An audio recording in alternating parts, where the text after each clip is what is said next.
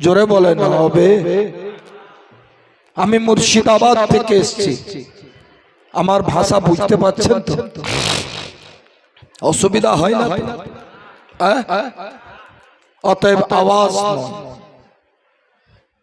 সুর নয়,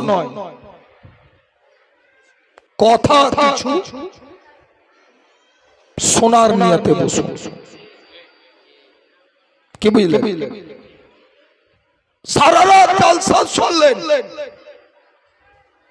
সকালে জিজ্ঞেস করছে আরে বক্তাটা কেমন, বলছে গলা খুব ভালো।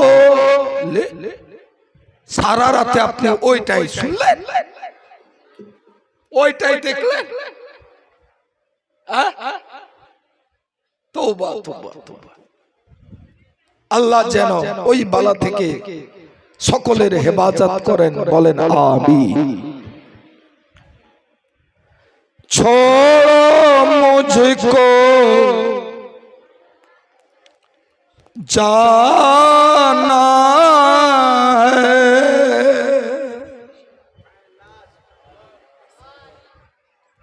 मुस्तफा के कदमों में, छोड़ो मुझको जाना है। আমাকে অবাক লাগে কি জানেন, হজ করতে গিয়েও কিছু লোক শান্তিতে থাকতে দেয়, বিশেষ করে লাল রুমাল ওয়ালা। ইয়াদের খালি এদিকে যেও না, হাজি এদিকে যেও না, হাজি ইধার মত যাও। আরে বাবা তুই যাস না, তোর কাছে থাক, আমি চেয়েছি আমাকে যেতে দে। তুমি মিলাদুন নবী করিও না,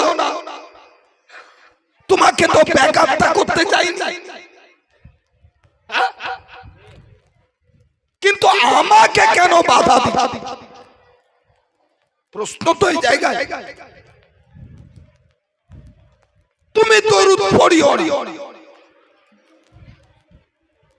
আমাকে কেন বাধা দিচ্ছ? তুমি কিয়াম করিও না, আমাকে কেন বাধা দিচ্ছ? তুমি কি সবার জান্নাতের ঠিকানায় বসে আছো? এত কেন মাথা খাটা? আর আগে তো না যায় যা করতো, এখন না যায় ছেড়ে দিয়েছে, কারণ না যায় হলে দলিল লাগবে হাদিসের। এই লেগে কথায় কথায় বেদাতি শুরু করেছে, কথায় কথায় বেদাতি, যেটা নবীর জামানায় ছিল না। হাদিস হচ্ছে কুল্লু বিদাতিন দলালা, আর কুল্লু দলালাতিন ফিন্নার। প্রত্যেকটা বিদআত গুমরাহ, আর প্রত্যেকটা গুমরাহ জাহান্নাম। আমি বললাম হারে বোকা, সাহাবী থেকে হাদিস তুমি বেশি বুঝে গেলে। আবু বকরের থেকে হাদিস তুমি বেশি বুঝলে, হযরতে উমর থেকে হাদিস তুমি বেশি বুঝলে, হযরতে উসমান থেকে হাদিস তুমি বুঝলে। কারণ নবীর জামানায় তারাবি, নবীর তো জামানা আলহামদুলিল্লাহ এটাও চলছে, আজও চলছে কিয়ামত পর্যন্ত। বলার মাকসাদ জাহেরি জামানা। মসজিদে নববীতে তারাবির জামাত হতো না। আবু বকর 2 বছর ধরে ইমামতি করলেন, তারাবির জামাত হয়নি। হযরতে উমর চালু করে দিলেন নতুন কাজ। তোমার কথা অনুযায়ী উমর বেদাতি, আর নবী বলছেন উমর জান্নাতি। কোনটা মানবেন? নবীরটা মানবেন না ওয়াহাবিরটা মানবেন? তাই হিসাবে নবীরটা মানব। 10 জন সাহাবীকে নবী আগে জান্নাতি বলেছেন, কিন্তু উমর বিদআত করলেন আর হুকুম হচ্ছে যে বিদআত করবে সে জাহান্নামে যাবে। তো হাদিস বলছে উমর জাহান্নামে যাবে আর নবী বলছেন উমর আগে জান্নাতি। তাহলে বোঝা যাচ্ছে তোমার হাদিস কোন জায়গায় বুঝতে ভুল হচ্ছে। অতএব ব্যাখ্যা তোমাকে দিতে হবে যে সব বেদাত জাহান্নামী নয়, কিছু বেদাত আছে যে করার পরেও জান্নাতে নিয়ে যাবে, কিছু বেদাত আছে করলে জাহান্নামে। ইমামে মালিকের জিন্দেগি দেখলাম, ইনি মদিনা শরীফে থাকতেন।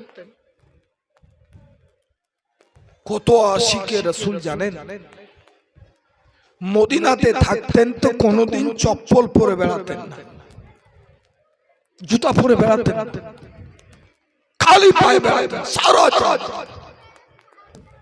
হুজুর কেন বুঝেন না? যে রাস্তায় নবী বেরিয়েছেন সেই রাস্তায় আমি চপ্পল জুতা পরে বেড়াতে পারবো না। বলেন কোন সাহাবী এর উপর আমল করেছেন? করেননি। সব সাহাবী জুতা চপ্পল পরে বেরিয়েছে, ইনি বেরোলেন না। নতুন কাজ, ইনি মদিনা হুদুদে মদিনা যতটা গ্রামের মদিনা বাথরুম করবেন না বলে খাওয়া কমিয়ে দিয়েছিলেন অল্প খেতে। কোনদিন যদি বাথরুমের তলব হতো ছুটতে ছুটতে হাতের বাইরে যেতে, ওখানে বাথরুম করে আবার তাড়াতাড়ি মদিনায় চলে আসতো। নতুন কাজ সাহাবীরা করেননি। জিজ্ঞেস করা হলো, মাত্র একবার হজ করেছিলেন ইমামে মালিক মদিনায়, আর হজ করেন। লোকেরা জিজ্ঞেস করলো আর হজ করবেন না? বুঝে না বাবা, আমার ইচ্ছা মরণ যেন মদিনাতেই হয়, এই জন্য ভয় আর যাই একটা ফরজ আদায় করি। আরে এইগুলি মুহাব্বতের কাজ, বেদাত বলে সবকে চালাচ্ছ কেন? অতএব দেখবেন আরবে কিছু লাল রুমালওয়ালা, লাল রুমালটাও বেদাত। নবী মাথায় এইভাবে রুমাল কোন দিন দেন? নবী পাগড়ি পরতেন, রুমাল দিয়ে বেড়াতেন, ওটাও বেদাত। নিজে বেদাত করছে, আবার প্রশ্ন করছে। তো এরা খালি করে বাধা দেয়, কিন্তু যত বাধা দেয় তত কি হয়? আশিকের মন আরো তড়পায়। সুবহানাল্লাহ। छोड़ो मुझको जाना है मुस्तफा के कदमों में, छोड़ो मुझको जाना है,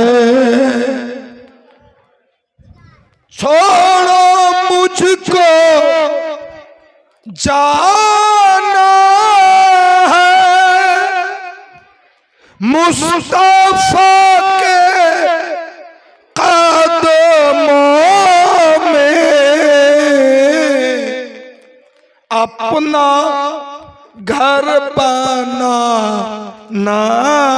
है मुस्तफा के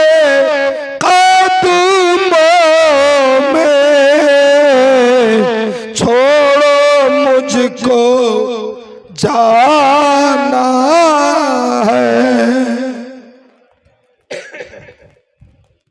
रिज़्क़ मौला देता है। আচ্ছা আপনাদেরকে জিজ্ঞেস করি, আমাদেরকে রুজি কে দেন? একটু জোরে বলতে হবে। আমাদেরকে রুজি কে দেন? আল্লাহ। এটা শুধু শুধু আমাদেরকে অপবাদ লাগায় আজ রাত। আমাদের বাচ্চাদের পর্যন্ত আকীদা যে আমাদের রুজি আল্লাহ দেন। তবে গন্ডগোল এক জায়গায় আছে, সেটা কি? নবী বলছেন ইন্নামা আনা কাসিমুন আল্লাহু ইউতি, আমি বাঁটনে वाला আর আল্লাহ দেনে वाला। আমি বাঁটনে वाला, আল্লাহ দেনে वाला। আচ্ছা বলে আজকের জলসায় খাওয়া দাওয়ার ব্যবস্থা আছে নাকি? আপনাদের এটাই লাভ। মুর্শিদাবাদে না খেয়ে জলসা থেকে মানুষ উঠবেই না। হাগো খাওয়া দাওয়ার ব্যবস্থা করতেই হবে। এদিককার অনেক আত্মীয় আছে তো, ওদেরকে জিজ্ঞেস করিয়ে ভোর রাত্রে হলেও তাও 5 কুইন্টাল আপনার বিরিয়ানি লাগে, তা না হলে জলসা করা যাবে না। এমন একটা পরিবেশ, আলহামদুলিল্লাহ আপনারা না খেয়ে বসে আছেন। আচ্ছা বিয়ের মজলিসে তো গেছেন, বিয়ের মজলিসে যখন খাওয়ায় কি করে? একটা মোটা মতো লোক, ও দেখবেন ভাত তরকারি গোশত ডাল সব নিয়ে বসে যায়, বসে থাকে না?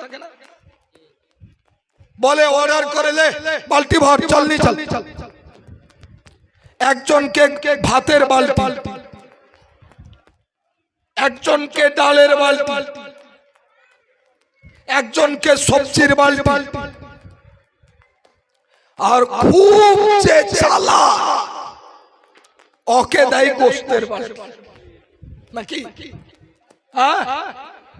যার চামচ পুরোপুরি ডুবেই না বালতিতে, ওকে দেয়। আচ্ছা আরেকটা কথা জিজ্ঞেস করলি, ভোর রাত চলছে, এদিকে মনোযোগ। আমাদের দিকে কিন্তু হয় এটা, আপনাদের দিকে হয় কিনা জানি না।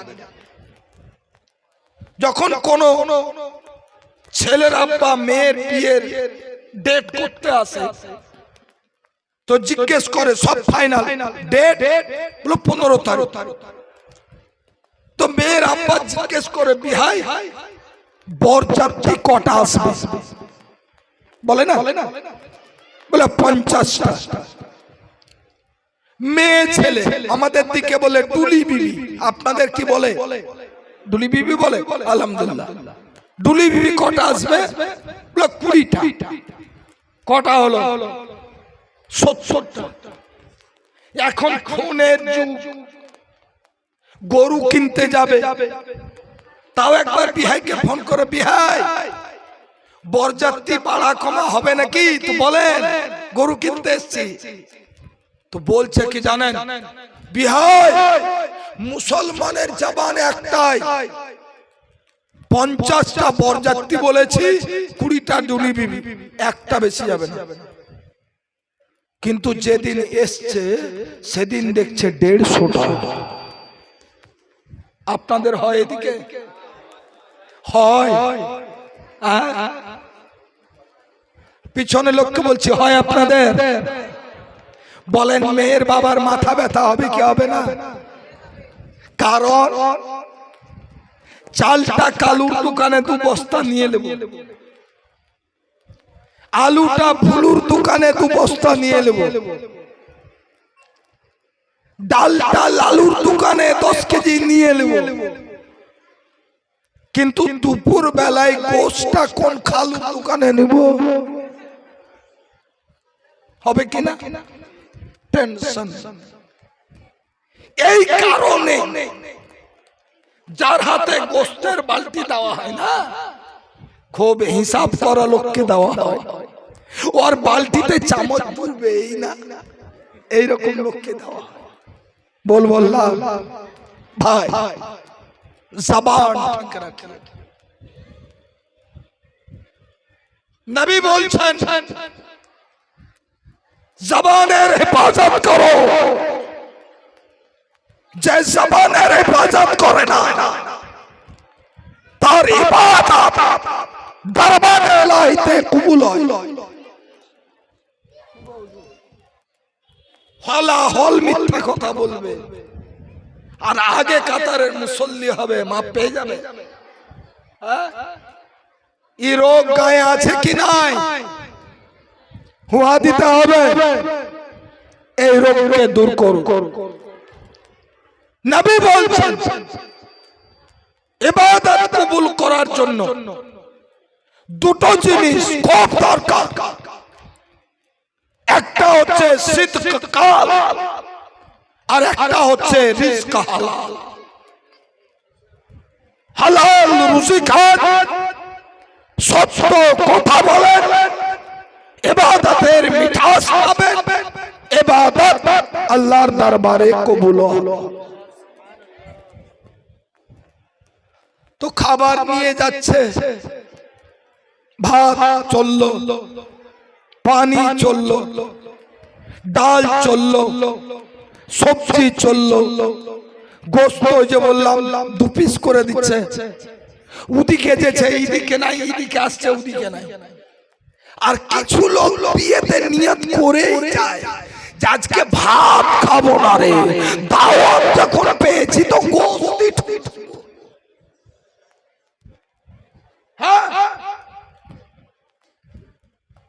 বাড়িতে 250 করে মাথা পেছু কোন লোক গোস্ত কিনে গো? একজন হাত উঠান তো। জামার বাড়িতে 8টা লোক থাকে, 250 করে আমি 2 কিলো গোস্ত কিনি। বলেন বলেন, যদি 2 কিলো করে তো 3 বেলা বাড়িতে 2 পিসের খাওয়া হয়। কিন্তু মেয়ের বাড়িতে খেতে গেলে তখন যা খায় তাই থেকে ফেলে বেশি। এটা তো ছেঁচড়া, এটা তো হাড্ডি, এটা তো শক্ত, পাতার ধারে রেখে দেয় আর খালি নরম গুলো বেছে বেছে বেছে। হুজুরকে জিজ্ঞেস করেন খাবার এভাবে নষ্ট করা যায়? হ্যাঁ, ফতোয়াটা আপনারাই দেন, জায়েজ হবে? আরে সাহাবীরা তো ওই আপরে আমল করতে, একটা টুকরা দস্তরখানে পড়ে গেলে আগে ওটাই কুড়িয়ে খেতেন। আর নবী বলছেন দস্তরখানের পড়ে যাওয়া খাবারটাকে আগে কুড়িয়ে খাও, কারণ তোমরা জানো না তোমাদের কোন দানাতে বরকত রয়েছে। শয়তান চিনে বরকতওয়ালা দানাটা ফেলে দেয়, অতএব ওইটাই আগে কুড়িয়ে খাওয়া। যে দস্তরখান থেকে কুড়িয়ে খাবে তার পিছনের গুনাহ আল্লাহ মাফ করে দেবে। আল্লাহু আকবার, ইয়া রাসূলুল্লাহ, ইয়া আলী জিন্দাবাদ, আল্লাহ আল্লাহ। হুজুর বলছিলেন যে হুজুর খালি আমি বিহা পড়াই, আমি দায়ী হয়ে গেলাম। আপনি বিহা দিলেন বেটির, আপনি দায়ী নয়? আব্দুর রহিম ঘটক তালি করলো, ও দায়ী নয়? আব্দুল করিম ওকালতি করলো, ও দায়ী নয়? আব্দুল সত্তার, আব্দুল গফুর সাক্ষী সাজলো, ও দায়ী নয়? মজলিসে 50টা লোক বসে লেখালেখি হলো, ওরা দায়ী নয়? রেজিস্ট্রি করলো, ও দায়ী নয়? মসজিদের রেজিস্টারে উঠলো, দায়ী নয়? মসজিদ খরচ, মাদ্রাসা খরচ নেওয়া হলো, দায়ী নয়? সবই একই ঘরের আসামি, এরাও যতটা দায়ী ইনারাও ততটাই দায়ী। সবাই দায়ী। মাসলা হচ্ছে চুরি করাও পাপ, চুরি যে করে তার মালকে হেফাজত করা এটাও সাজায়। পারলে সবাই বাঁচে, পরিষ্কার বলছে, পারলে সবাই বাঁচেন। খালি মৌলবীকে একাই বাঁচিয়ে কি করবে? সমাজ মৌলবীর নিয়ন্ত্রণে আর নাই। ঔরঙ্গজেব বাদশাহ আলিম নয়, ঔরঙ্গজেবের বাদশার চাবুক আজ আলিমের হাতে আছে। ইমামে ইউসুফের মতো কাজী আজকের মাওলানা আছে। হ্যাঁ, ওই জামানার মতো ইমামের উপরে গোটাই সুপে দেন, হুজুর আপনি যেটা জায়েজ বলবেন এর উপরে আমল করব, যেটা নাজায়েজ বলবেন একে ছেড়ে দিব, ক্ষমতা দিলাম। দেখেন সমাজ 3 দিনে পরিবর্তন হয়ে যাবে, 3 বছর লাগবে। কিন্তু ইমামকে তো কাঠের পুতলা ধরে রাখা হয়েছে। ইমামকে তো আগে বলে দেওয়া হয় পর্যন্ত। বাংলাদেশ থেকে কার্টুন গুলো তৈরি করছে সাদে। হ্যাঁ হুজুর আপনি সুদের ব্যাপারে বলবেন, মানে বড় বড় লিডারেরা খাচ্ছে। হুজুর ঘুষের কথাটা বলিয়েন, হুজুর বন্ধনের ব্যাংকের কথাটা বলিয়েন। তো বলবে কি বলবি? নামাজটার খালি কথা বলিয়ে, রোগ তো এখানে। অতএব আলিম জাদাই, তার থেকে আমরা সমাজ বেশি বড় দায়ী। বাঁচার সবাই চেষ্টা, কবরের কথা সবাই ভাই, হাসরের কথা সবাই। যাই হোক, আমি বলছিলাম খাবার নিয়ে যাচ্ছে। আচ্ছা, যার গোস্তের শর্ট পড়েছে, যার গোস্তের শর্ট পড়েছে, ওই গোস্তের বালতিওয়ালার কাছে চাইবে না হুজুরের বেটির বিয়ে হুজুরের কাছে চাইতে যাবে? কি করবেন বলেন? হুয়া দেন, সত্যি বলতে হবে। বালতিওয়ালার কাছে তো হুজুরের তো মাথা ব্যথা, ওর বেটির বিয়েতে 70টা বরযাত্রী আসার কথা, 150টা এসছে, বুঝবে কি করে? ও তো এক ঘরে মাথা ব্যথা ঘুমিয়ে আছে। ওর কাছে চাইতে যাবেন না বালতিওয়ালার কাছে? জোরে বলেন। বালতিওয়ালার কাছে তো বেদাত হবে না তো? শিরক হবে না তো?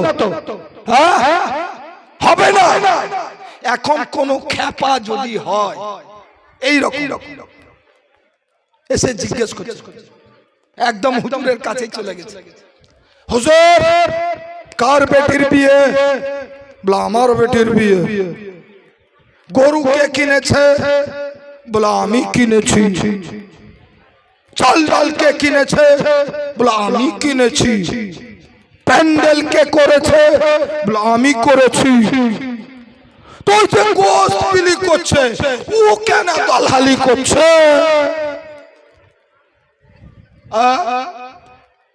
বলে কেন রে বাপ, তুই কি খেতে পাস না?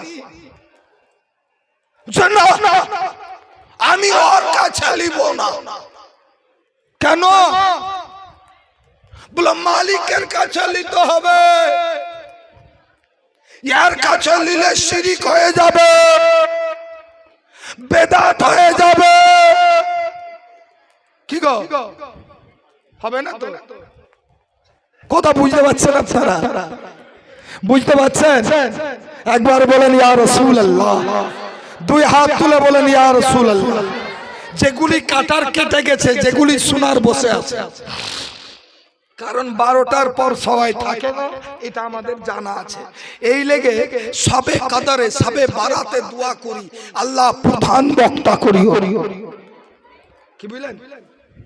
কারণ প্রধান বক্তার ভাগ্যে না ইদিক ভালো জুটে না উদিক ভালো জুটে। এটাই হয়। তাহলে শিরিক হলো না।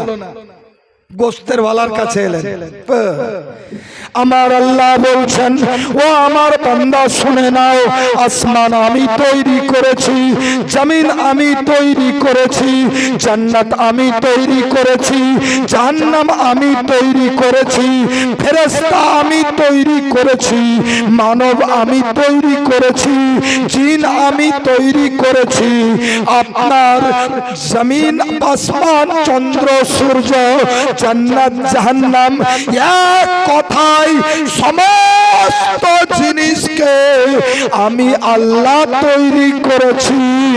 তবে শুনে নাও, মালিকানা মুস্তাফাকে দিয়েছি। মালিকানা হুজুর বললেন, শুন রে, সবই আমি করেছি, কিন্তু আজকে দায়িত্ব রেজাউলকে দিয়েছি। এক কাজ করগা বাপ, যদি 2 পিস নিতেই হয় তো রেজাউলের কাছে যা, নাকি গো? হ্যাঁ, অনেক টাইমে বাড়ির লোক যদি আসে, বুঝলেন, ওই যে লোকটা বসে আছে না হাড়ি নিয়ে, ওর কাছে গেছে যে ভাই তাহলে কি খবর, বলে আমার ওই বন্ধুর একটা ছেলে এসছে তো বাড়ি চলে যাবে, তো 2টো খাবার দিয়ে দেন। মৌলভী সাহেব আপনারা থাকেন তো, আগে সব খাওয়া দাওয়া হোক, তারপরে বলেন না?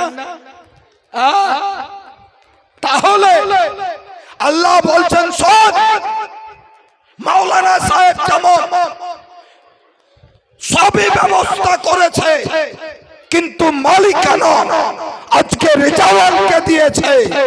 আরে শোন, সুন্নি জামাতের এটা আকীদা, রোজি দেনে ওয়ালা আল্লাহ।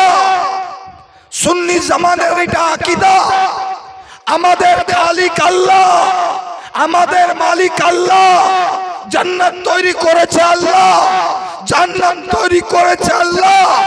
এক কথায় সমস্ত সৃষ্টিকে সৃষ্টি করেছে আল্লাহ, কিন্তু মালিকানা দিয়েছে মুস্তাফাকে। এই জন্যই বারেলির তাজদার, বারেলির सरजमीन থেকে চিৎকার করে বলেছিলেন, मैं तो मालिक ही कहूंगा कि हो मालिक के हबीब, मैं तो मालिक ही कहूंगा कि हो मालिक के हबीब, महबूब और मोहिब में नहीं मेरा। भाईरा আমার নবীকে আল্লাহ মালিকানা দিয়েছে। শুধু মালিকানা, প্রত্যেকটা জিনিসের একটা টার্গেট থাকে, বুঝেন আপনারা? টার্গেট। উদাহরণ দিয়ে দিই, এই মসজিদটা তৈরি করেছি, এই রকম 1000 বাড়ি গ্রামে আছে, বড় বড় না পাকা। তো আমিও এক বুড়া চাচাকে জিজ্ঞেস করছি, চাচা কি করছেন? একটা বাড়ি তৈরি করছি, বিরাট বড় জায়গা, একদম সব পিলার ঢেলে বাড়ি করছেন, বুঝলেন? তা আমি জিজ্ঞেস করলাম, চাচা কি করছেন? বলে বাড়ি, 2000 ফুট বাড়ি, সব পাকা পিলা, 5 তলা যেন হয় এইরকম ফাউন্ডেশন। আমি চাচাকে জিজ্ঞেস করলাম, চাচা বাঁচবেন কতদিন? একটা আশা তো আছে। বলছে, বেটা 60 বছর হলো, যদি আল্লাহ রাখে তো আর 10 বছর, আর না রাখে তো কালকেই যেতে পারি। কথা তো ঠিকই, না রাখলে কালকে যেতে পারি, আর রাখে 10 বছর। 10 বছর যদি হয়, তো যে বাড়ি আপনি তৈরি করছেন, যা দেখছি, ইয়া তো 500 বছর যাবে গো। বাড়িটা কত বছর যাবে? হুঁয়া দিতে হবে, 500 বছর। তো এত মজবুত করে বাড়ি করার কি দরকার? 10 বছরের লেগে তো 5টা বাঁশ কিনে আর টালির ছাউনি করে 10 বছর থাকার লেগে করলেই হতো। এত ব্যবস্থা। বলছে বা তুমি এখন ছেলে মানুষ তো ও বুঝো না। বাপ বুঝি না বলেই তো বুড়া লোকের কাছে এসেছি, বুঝিয়ে দেয়। শোনো, এই বাড়ি শুধু আমার জন্য নয়, তো তাহলে কার জন্য? বলা 5টা বেটার জন্য। তাদের বেটা বেটি হবে পোতা পুতির জন্য, সবাই বাস করবে। তা আমি বুঝলাম যে চাচা তাহলে টার্গেট কে? বেটা। টার্গেট কে? পোতা। টার্গেট কে? জামাই। টার্গেট কে? লাতি। আমি আল্লাহকে জিজ্ঞেস করলাম, আল্লাহ এই চাচা আমার বেটাকে টার্গেট করে, বেটিকে টার্গেট করে, পোতা পতিকে টার্গেট করে বাড়ি যে করলো, মাওলা তুমি কাকে টার্গেট করে জান্নাত করলে? কাকে টার্গেট করে জাহান্নাম করলে?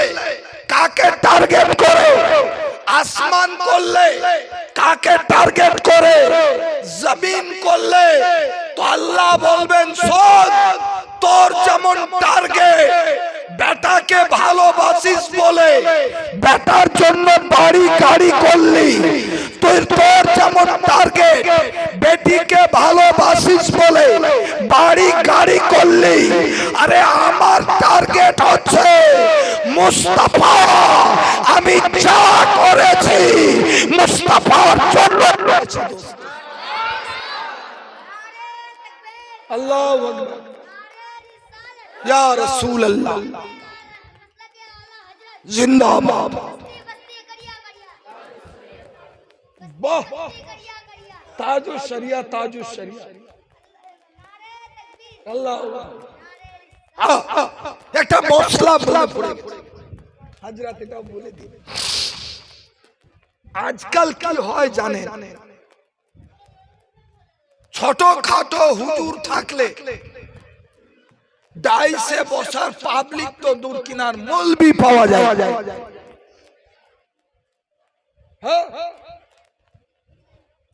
যদি ছোট খাটো হুজুর হয় তো ডাইসে পাবলিক তো দূর কিনার মৌলবি পাওয়া যায় না, ফাঁকা আছে গোটাই। কিন্তু বড় হুজুর যদি চলে আসে বুঝলে, তো সেলফি লেবার লেগে মৌলবি বলে তুই এখন থাক, ইমাম তুই মসজিদে ইমামতি আগে করিস, তুই আগে থাক, কিন্তু আজ হুজুরের পাঁজরে আমাকে বসবো। কি গো? হ্যাঁ, ইমামতির মুসল্লাই ছিল আগে, আর হুজুর এসছে বলে ডাইসে আপনি আগে। বেয়াদবি নাই? বলেন বেয়াদবি কিনা? অবশ্যই বেয়াদবি। আলিমের আদব করো, আলিমের আদব এই মনে করে নয় যে আমার বয়সে বড় কি ছোট। আলিমের আদব এই মনে করে নয় যে খানদানের দিক দিয়ে আমার ছোট কি বড়।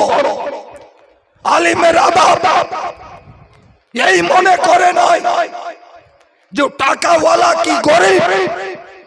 আরে আলিমের আদব এই কারণেই করো, হুজুর আপনার মধ্যে ইলমে নববী রয়েছে, আপনাকে দিয়ে ইলমে নববীর আদব করতে গিয়ে ডাইসে আপনি বসবেন, নিচে আমরা।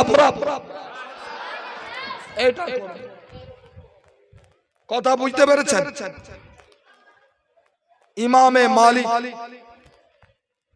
আমাকে তো জন্য রেখেছেন আজকে, বাবুরা বলে দিয়েছে যে আপনার মৌজু একরকম নয়, আপনার মৌজু হচ্ছে লিরান করা। জানেন লিরান বুঝেন? লিরান আপনার তো সব বাগানি করে নিলেন, তো চাষটা করবে না, লিরান কি বুঝি? জমিতে ফসল হলে কিছু আগাছা হয়ে যায়, ইউরিয়া দিতে হয় পরে, লিরান করতে হয় আগে। আর তা না হলে আপনি যে ইউরিয়াটা দিবেন না, ও ঘাসেই খেয়ে নিবে, গাছ পাবে না। কথা বুঝতে পারলেন? লিচুর গাছে সাহার দেন কিনা? আগে কুড়েন কিসের লেগে? ঘাসকে মারার লেগে। তা না হলে সাহারটা ঘাস বাবু খেয়ে নেবে আর গাছ বাবু রোজা রেখে থাকবে। কথা বুঝতে পেরেছেন? হ্যাঁ, আজকে আমাকে কমিটি বলে দিয়েছে যে হুজুর আপনার ইউটিউবে অনেক বক্তব্য শুনেছি, আপনার ইসলাহি বক্তব্য হয়, আজকাল আলেমরা ইসলাহি বক্তব্য রাখছেন। কিছু লোক মনে করে নিয়েছে পীরের হাত চুমে নেব আর জান্নাতি হয়ে যাবে, ও খালি ওই নিয়তেই ঘুরে বেড়ায়। আর নামাজও নাই, রোজাও নাই, হজও নাই, যাকাতও নাই। ও মনে করছে পীরের পিছন পিছন যাব আর জান্নাতে চলে যাবে।